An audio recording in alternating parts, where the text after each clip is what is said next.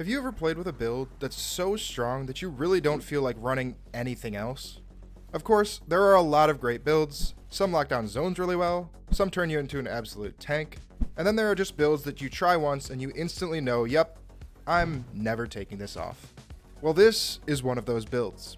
So today, we're going to be combining our Dawnblade subclass with an exotic weapon that will allow us to scorch and ignite everything, that being Tommy's matchbook, and use that in tandem with our ridiculous ability spam to maintain constant ×2 restoration. The idea of this build is to spam fusion grenades like there is no tomorrow, and scorch and ignite everything, all while maintaining ×2 restoration and healing our teammates constantly. Now, we've made some Solar Warlock builds, and lots of you have enjoyed those, but with the right fragments, weapons, and artifact mods, this will be a build that you will literally never want to take off, because it will absolutely destroy waves of adds, control zones, and allow you to nuke bosses like crazy, making it one of the best builds to use in Onslaught. We're going to go over the whole build and break down exactly how you should use it. We'll also have a dim link below, but having a complete understanding of how this build works will only make your life easier. So starting off, we have our first aspect, Touch of Flame, which grants our solar grenades enhanced functionality. Now we're going to be running the fusion grenade, which Touch of Flame causes to explode twice, effectively doubling the damage and scorch applied from every grenade we throw. And let me just tell you right now, we're going to be throwing a lot of grenades.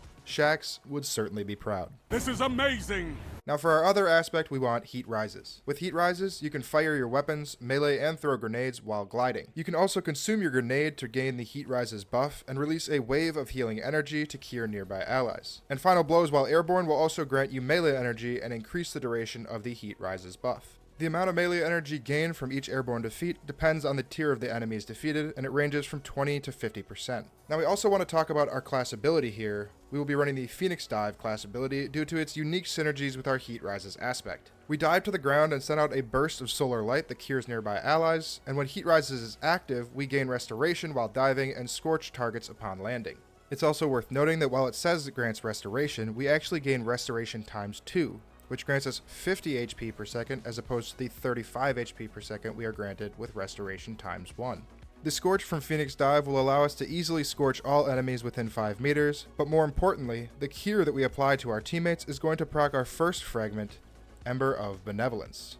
Now, Ember of Benevolence states that applying Restoration, Cure, or Radiant to allies grants us increased grenade, melee, and class ability energy for a short time. As I said before, we can easily proc this with our Phoenix Dive when we cure our allies, but what a lot of people fail to realize is that when you consume your grenade for Heat Rises while nearby allies, you also grant them Cure, which procs Ember of Benevolence. Please consider subscribing if you didn't know that.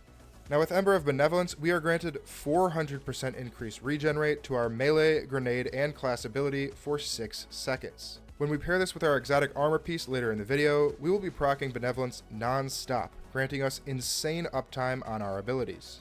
For our second fragment, we want Ember of Empyrean, which allows solar weapon or ability final blows to extend the duration of our restoration and radiant buffs. Now our window to extend our restoration is tight, as we only have about 3 seconds to extend it, so what I like to do is eat a grenade, pop my incinerator snap on a group of adds, and then dive to cause scorch, proccing an ignition, which will then extend our restoration, often to its maximum timer of 15 seconds. For our third fragment, we are going to take Ember of Ashes, as you apply more Scorch stacks to targets. Specifically, we deal 50% more Scorch stacks, allowing us to proc ignitions significantly more often. For our final fragment, we want Ember of Searing. Now you might be thinking, Nova, why Ember of Searing? With all this melee energy and Scorch we're applying, why not run something like Ember of Torches, as it will grant us and allies Radiant and proc Benevolence, or Ember of Singeing, which will grant us 300% class ability energy upon scorching targets, again allowing us to proc Benevolence more often. And to that I say, personal preference. You see, both of those fragments are great options. In fact, I tested both of them and they were both very solid. My main issue with Torches was the fact that we often had to pop our melee right before we dive, so we were actually double proccing Benevolence, which doesn't stack,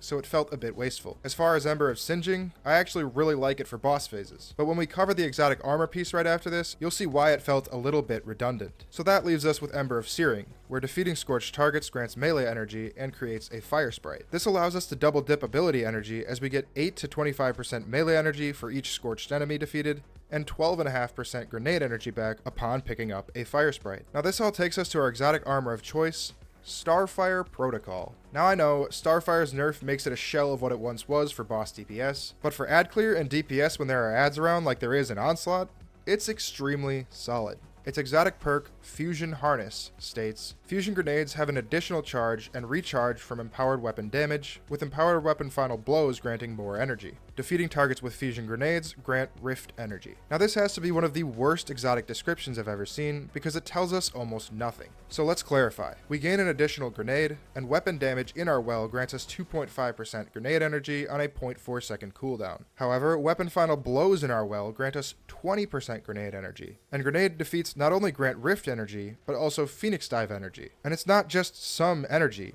it's a full refund. So this is where Ember of Benevolence becomes crazy, because we can constantly spam grenade, Phoenix Dive, and every time we dive, we pick up orbs, which further feeds our abilities thanks to our mod setup.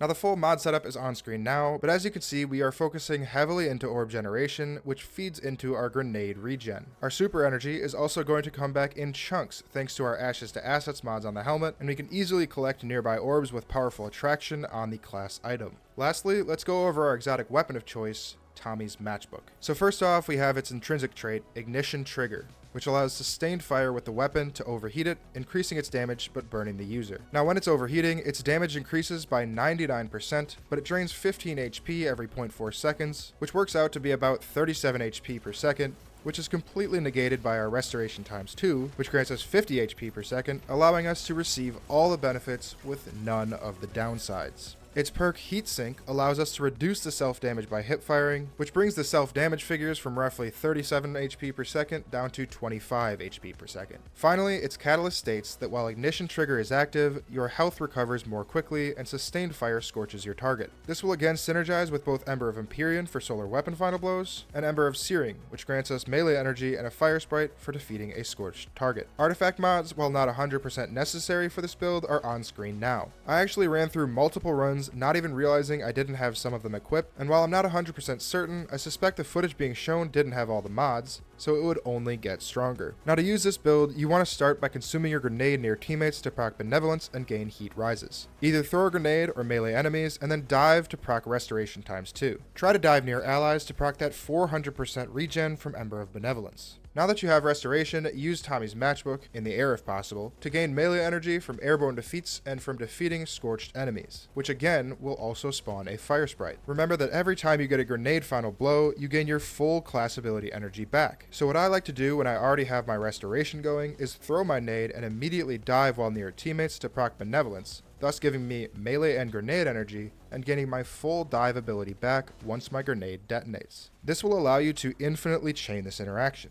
Now when you pop your well, remember that a weapon final blow grants 20% grenade energy, so when I pop mine, whether it be a DPS phase or a Tormentor wave, I start by chucking my nades, followed by a dive to proc Benevolence. Even if I don't get a grenade final blow, I'm still getting my dive back quickly thanks to that 400% regen from Benevolence. Repeat this and absolutely destroy everything. This build is a ton of fun, and I quite literally have not taken it off since I filmed this video, which says a lot because I switch loadouts like none other. If you enjoy this build, check out this Void Hunter build on screen now, or any of the other build videos that I've made. We'd also love to see you in the Discord, where we're going to be doing carries for Pantheon all week and weekend. With that, thanks for watching and have a great day.